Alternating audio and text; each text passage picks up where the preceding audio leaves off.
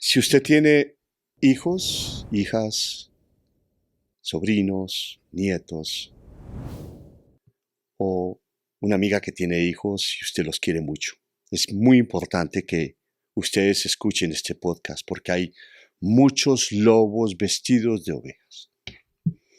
¿Cuántas veces hemos escuchado, por ejemplo, de un papá que accede a su hija, o un abuelo que accede a su nieta, o un tío, o un amigo de la familia, o a un primo, familiares? Pero ¿cuántas veces ustedes han escuchado de papá, abuelo, tío, inquilinos, amigos, primos, accediendo a una sola persona? Y ese es el caso de Lorena. Lorena ha querido contarnos todo esto y ha tenido la valentía de romper su silencio. Aquí hay varias cosas importantes. La primera es que por restricciones de las plataformas, de YouTube, de las redes sociales, hay ciertas palabras que no podemos utilizar y por eso tenemos que reemplazarlas en el caso de niños por pequeñitos, en el caso de lo que sabemos de accedió, aprovechó, porque no queremos que nos bajen el podcast, porque en muchas oportunidades estos lobos vestidos de oveja se sienten como que le están acusando sin justificación y terminan acusando a las víctimas de injuria y calumnia y demandándolas.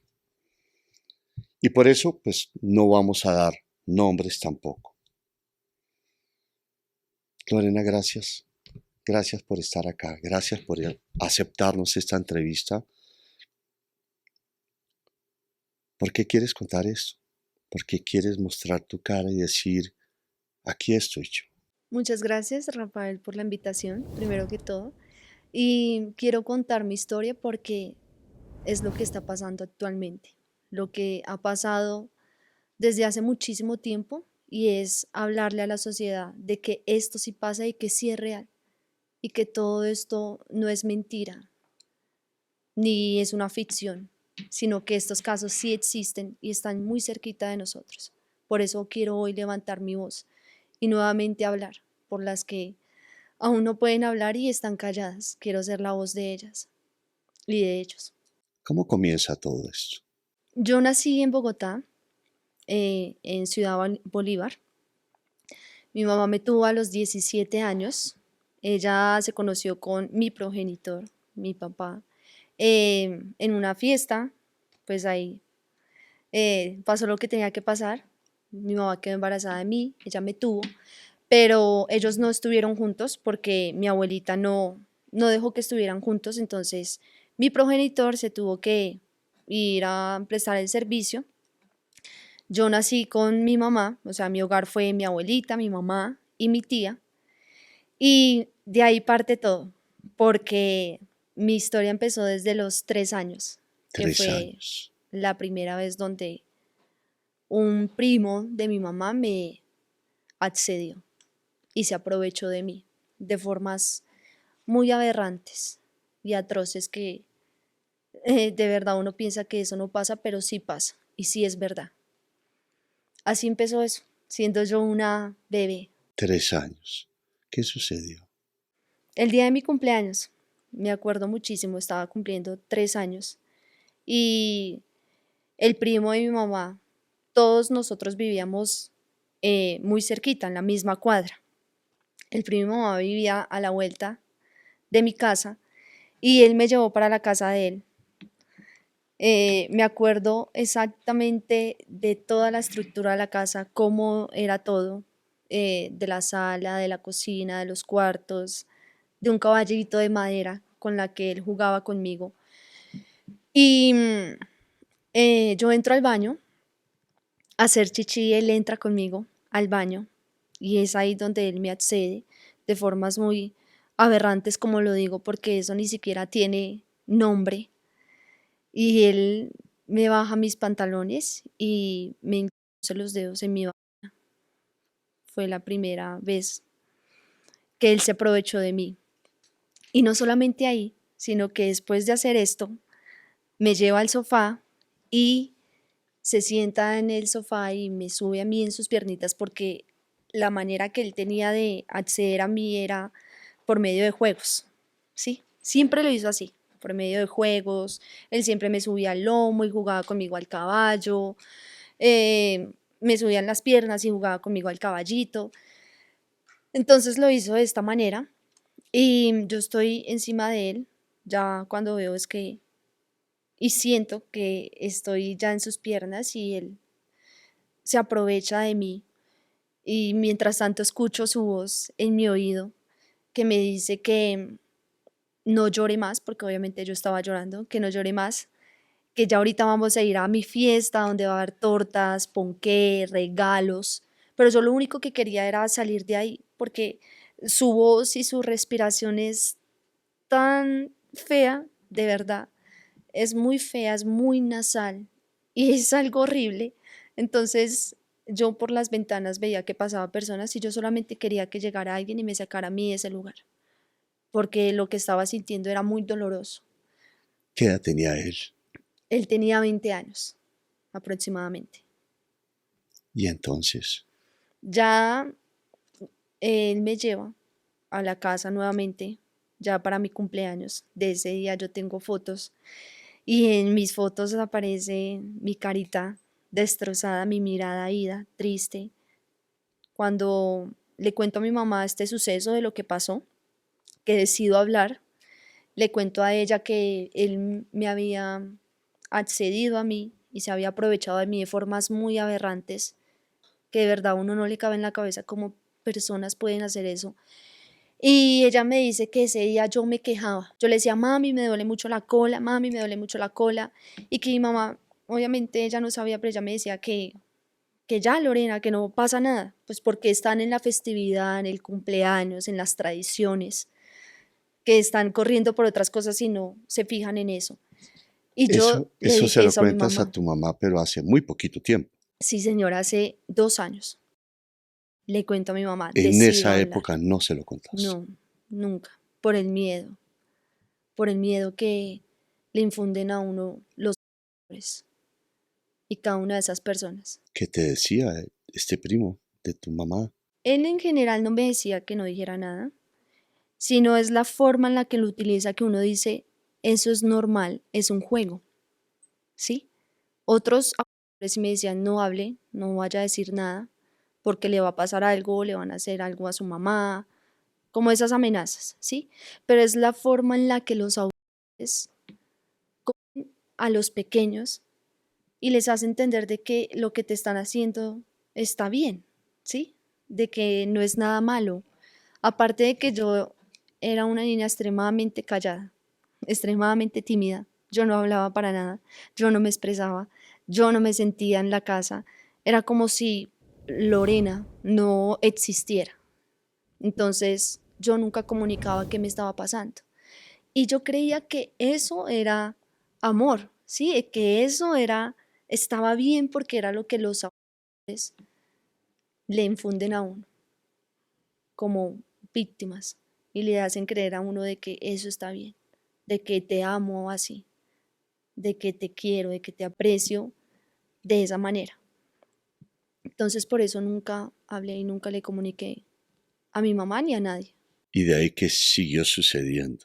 De ahí se desata mi historia porque muchas personas se aprovecharon de mí y accedieron a mí, teniendo yo la misma edad. Desde Tres los años. 3 años en adelante es cuando se empiezan a aprovechar de mí y en los diferentes lugares donde yo estuve, en las diferentes casas. Entonces, a los 3 años, eh, también empieza el tema de que me vendían, ¿Cómo me así? vendían. Sí, eso pasa por medio de una prima que yo tengo, que es el papá de ella, por parte de mamá.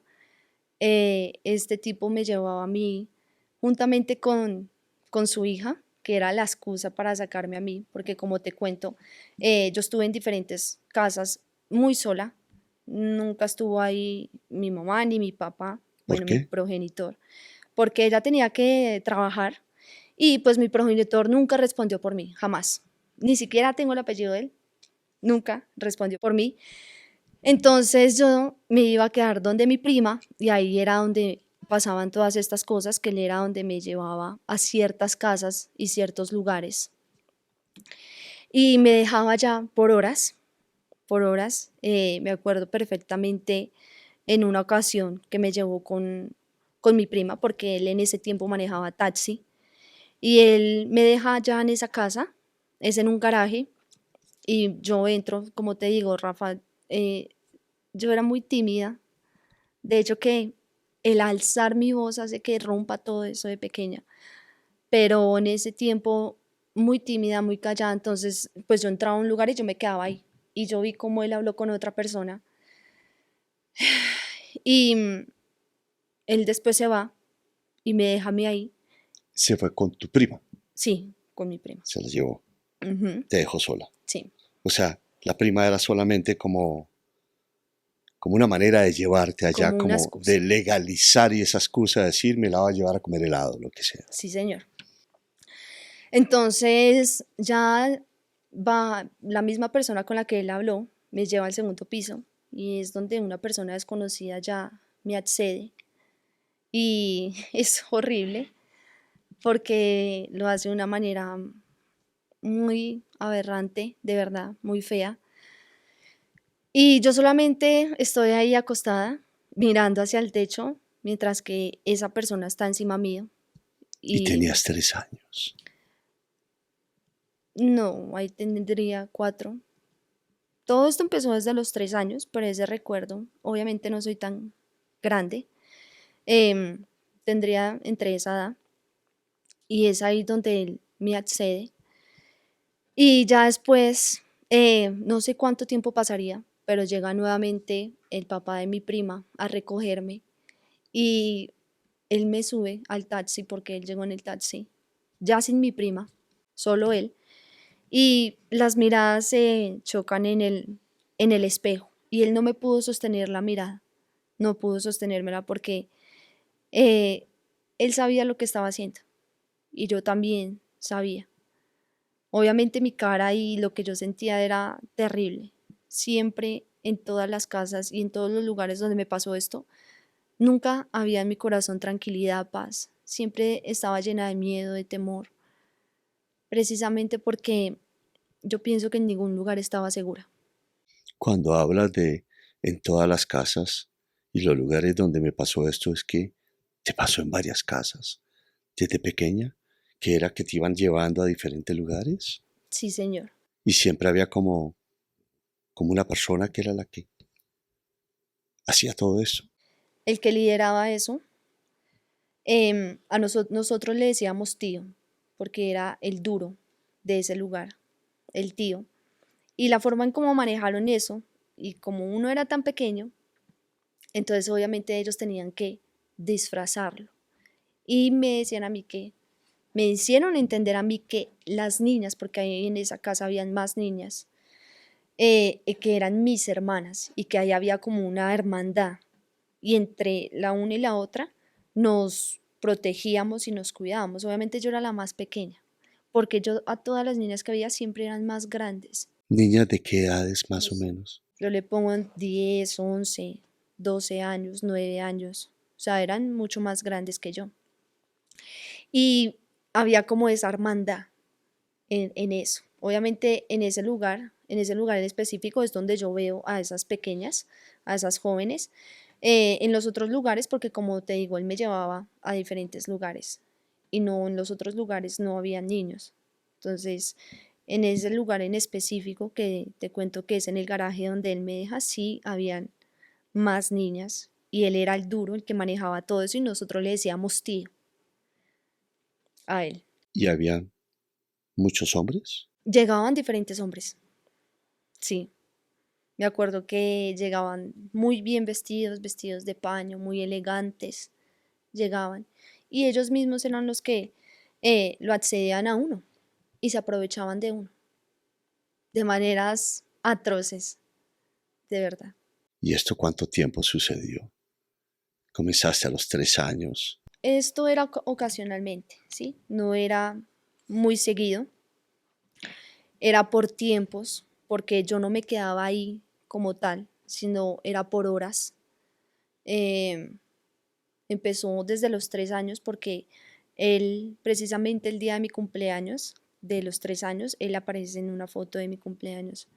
Y fue desde esa edad hasta los 6 años, 7 años. Perdóname, ahí estás hablando del primo, Sí, del primo. no del duro, del tío.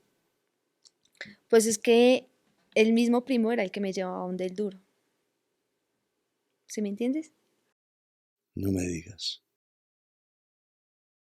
Sí, señor. Él era el que nos llevaba ahí y a otras casas, el que me llevaba a mí. Me estás diciendo que ese primo que te accedió a los 3 añitos te siguió accediendo, pero al mismo tiempo era el que prácticamente te vendía. No, ahí ya no, te confundiste. Como para yo entender y para que no tengamos confusión. Hubo un primer primo que te accedió de pequeñita y te Sí, siguió accediendo, ¿cierto? Y hubo, el papá de mi prima, que era el que me vendía. ¿Sí? sí, ya te entiendo. Y durante todo este tiempo aparece tu progenitor también acá y aparece tu abuelo. Cuéntanos un poco sobre eso. Como te cuento, a mí me dejaban en diferentes lugares, ya que mi mamá pues tenía que trabajar. Entonces yo iba y me quedaba en la casa de mis abuelos em, paternos, y en esa misma casa me accedieron 4 personas, entre esas mi progenitor, el papá de mi progenitor, un tío, un inquilino y un amigo. Esto pasaba en diferentes ocasiones y yo teniendo un ejemplo, 4 años me podían estar en la casa de mi papá, mi progenitor, me podían estar vendiendo, entonces era simultáneamente, porque como me iba y me quedaba en varios lugares. Allá en la casa de mi progenitor, él accedió a mí también, de maneras que uno no entiende porque uno piensa, uno de pequeño dice, el papá debe ser el héroe de uno, y debe ser el que lo cuida a uno, el que lo protege a uno, y no el que eh, puede verlo a una pequeña como una mujer, y como alguien que puede acceder. Entonces él me accedió a mí de diferentes maneras, igual como lo hizo el papá de él, que em, Tu abuelo. es él, pero obviamente no le digo así porque no me nace decirle así. También lo hizo de diferentes maneras, se aprovechó de mí de todas las formas posibles. Y un tío de ahí también me accedió también. Fueron diferentes personas. Ellos lo hacían normal, o sea, vamos a esto y ya. El amigo de, de ellos utilizó mucho el juego también. Él fue el más fuerte, todos fueron fuertes, pero la manera en la que lo hizo fue muy trágica y muy traumática porque él hacía cosas que a uno en la mente no le caben, cosas aberrantes. También me hizo creer que eso estaba bien y que me hizo a mí pensar que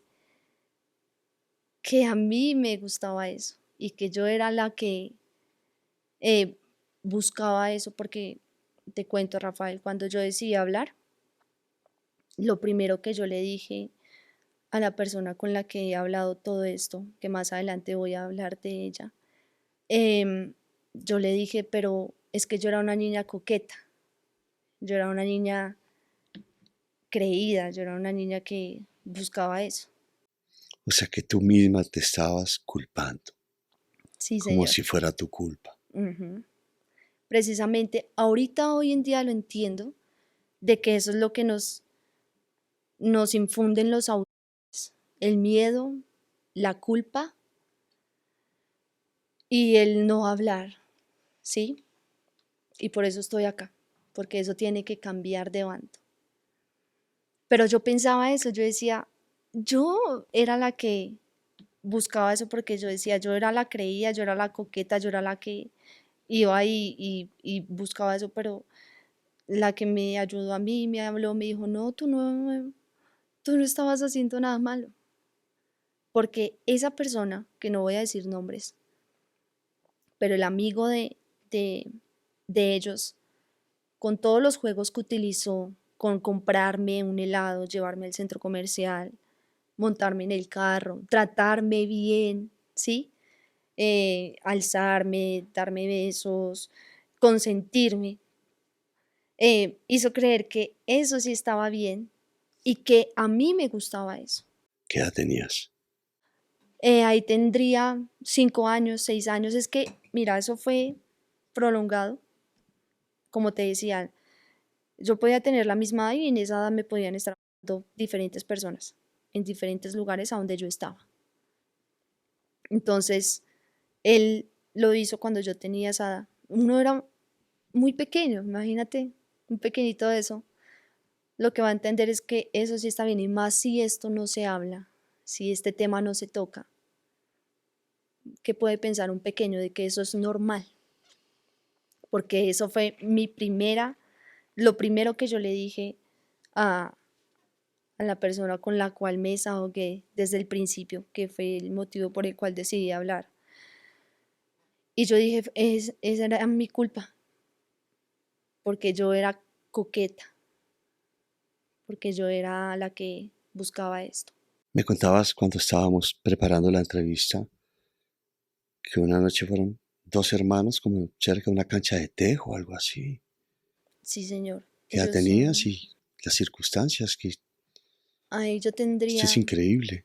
7 años, porque ahí ya estoy más grande. Y son los hermanos de mi abuelita. Yo me quedé en esa casa y en esa casa había una cancha de tejo que se abría al público los fines de semana. A ellos les gustaba mucho tomar, demasiado. Entonces, yo estoy en un cuarto, acostada, escucho todo el ruido de la música, del tejo, de cómo hablan, y veo que uno de ellos entra y me accede, me trata como una mujer. Es muy feo lo que me hace porque en una de esas me coge el cabello y me lo jala hacia atrás. Y obviamente en la forma en la que acceden es literal como si no estuvieran viendo ahí a un pequeño, sino una persona grande, a una mujer. Entonces lo hacen con tal sevicia, diría yo, y con tal atrocidad que esas cosas lo marcan a uno. Después de que él sale, entra al momentico, porque tal cual como me accedió, así me dejó, con mis pantalones a las rodillas, y se fue, y yo quedé ahí en la cama. Y hay detalles que lo marcan a uno, y queda la puerta entrecerrada y solo veo el reflejo de la luz. Y ya después veo que entra el otro hombre, el otro hermano de mi abuelita, y también me accede. Y él me dice, después de que me accede y me hace todo esto, que si quiero unas papas. Y me lleva unas papas de limón. Y mi dolor tan grande en ese momento fue salir de ahí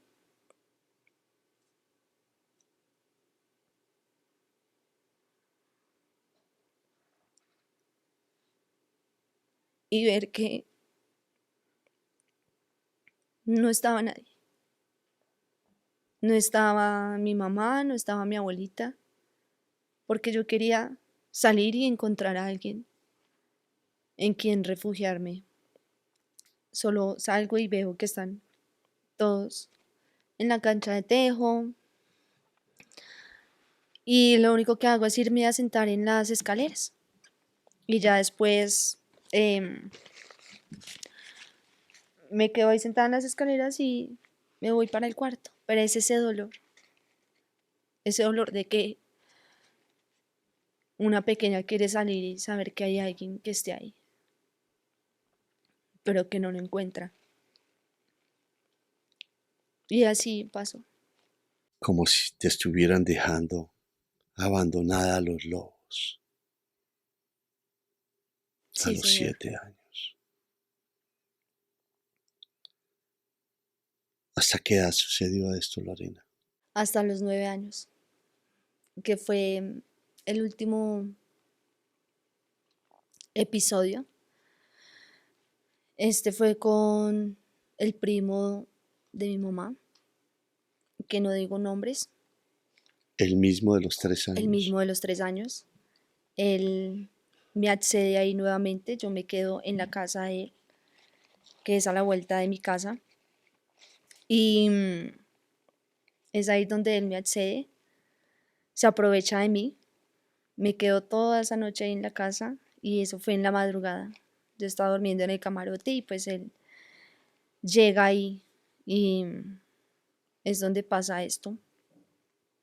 Y lo único que yo quería era que amaneciera, porque desde la ventana se podía ver la puerta, porque eso era en un segundo piso eh, abierto, entonces desde la ventana yo podía ver la puerta y podía ver si estaba clarito o si estaba de noche.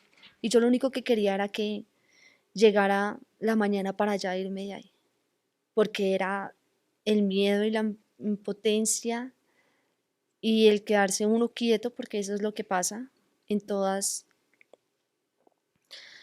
estas cosas tan atroces que le pasan a las víctimas y a todos los que hemos sufrido esto, y es el quedarse uno quieto, paralizado, sin escapatoria, porque ya te han manipulado tanto desde pequeño que tú ya sabes lo que te van a hacer y tú ya sabes que tienes que quedarte quieto. Eso fue lo que me pasó en todas estas ocasiones, cada vez que me accedieron, cada vez que se aprovecharon de mí de formas tan aberrantes y tan atroces, que sí pasa, porque sí pasa, sí es real. Aquí tienen un testimonio de que sí pasa y por eso alzo mi voz, porque sí es real. No es una historieta ni es un cuento de ficción.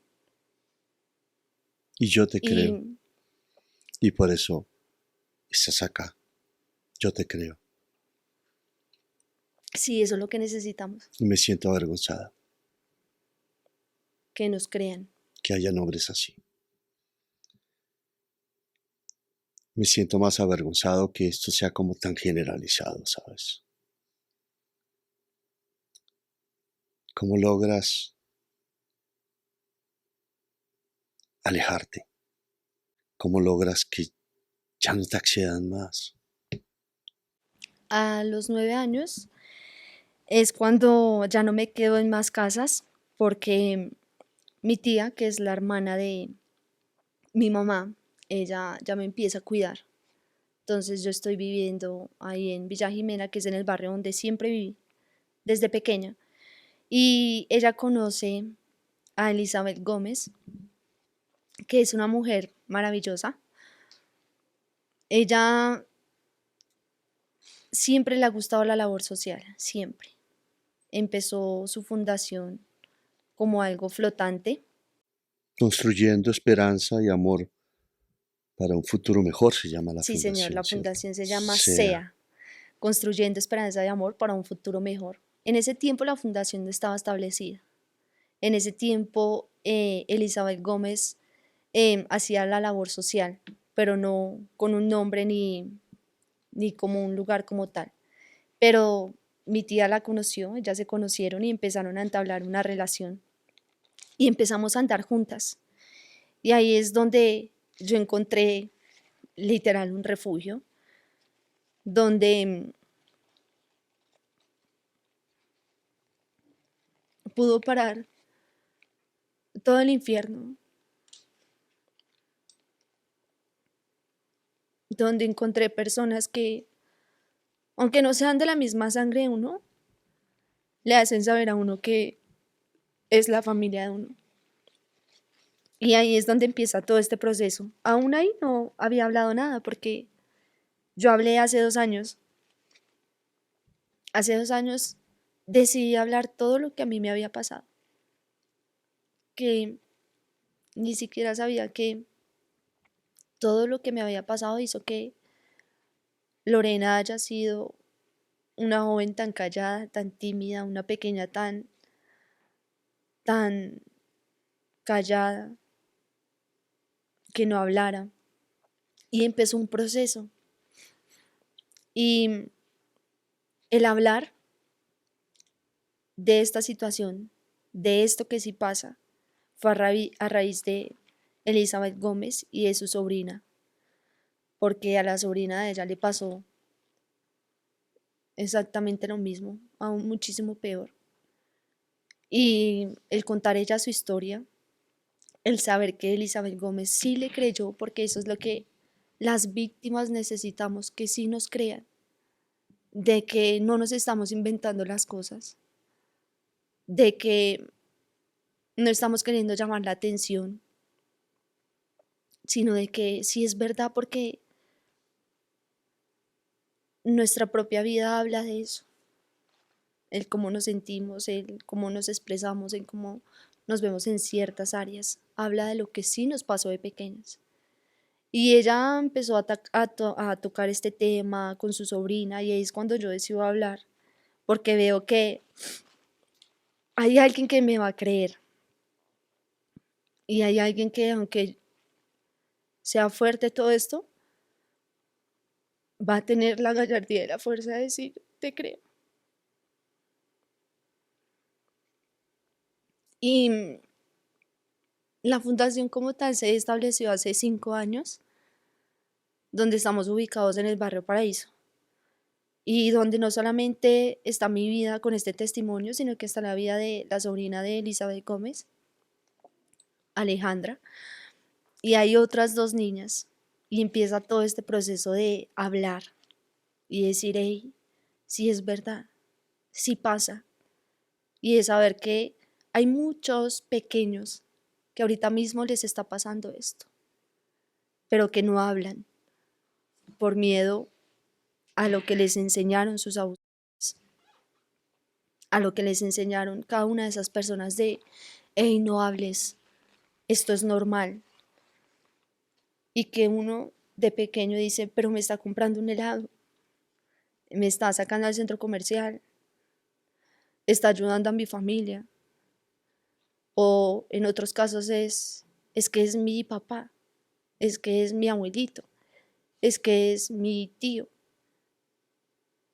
Entonces la mentecita de una persona pequeña no puede entender de que esas personas le puedan hacer eso y que esas personas puedan utilizar esos métodos para poder acceder a uno y dañarle a uno la vida.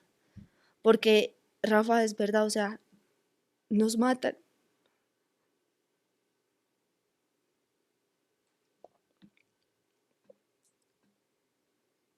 Nos matan el alma y tenemos que reconstruirnos.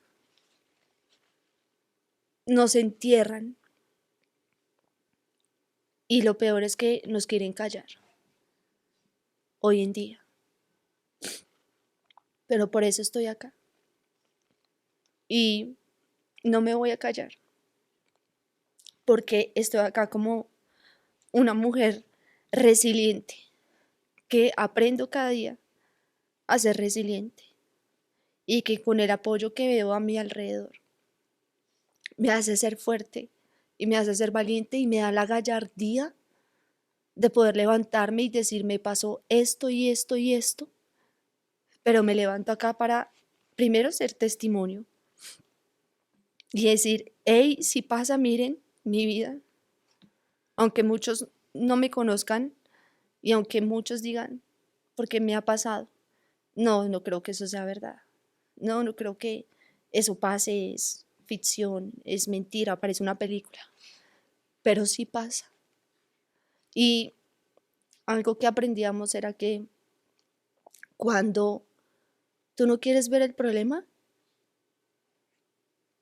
si tú no lo quieres ver, un día el problema te va a ver a ti. Y eso es lo que les pasa a muchos. Y por eso estoy acá, para levantar mi voz. Yo te agradezco mucho. Te agradezco mucho. Porque el 85% de los niños accedidos es por familiares, personas muy cercanas. Y esto siempre tenemos que tenerlo en cuenta. Yo te agradezco mucho. Y como te dije, me siento avergonzado. Para terminar, Lorena, ¿qué analizas tú de todo esto? ¿Qué sacas tú ya cuando tienes 26 años de edad? Que este mundo es un mundo atroz, es un mundo aberrante, es un mundo donde si no somos buenas personas, si no cuidamos a nuestros hijos, si no hablamos esto, va a ser tan normal como lo ha sido hasta ahorita. Aprendo de esto de que la humanidad necesita amor, necesita empatía, necesita creer que sí es verdad porque sí pasa, de que no son simplemente acceder o se aprovechó de mí, sino que es algo más fuerte donde literal sí destruyen nuestras vidas, donde sí hay afectaciones físicas y donde lo único que yo quiero a través de todo esto es alzar siempre mi voz, ayudar a todas las personas que sea posible, porque esto es lo que hacemos juntamente con la fundación que fue la que me ayudó a mí.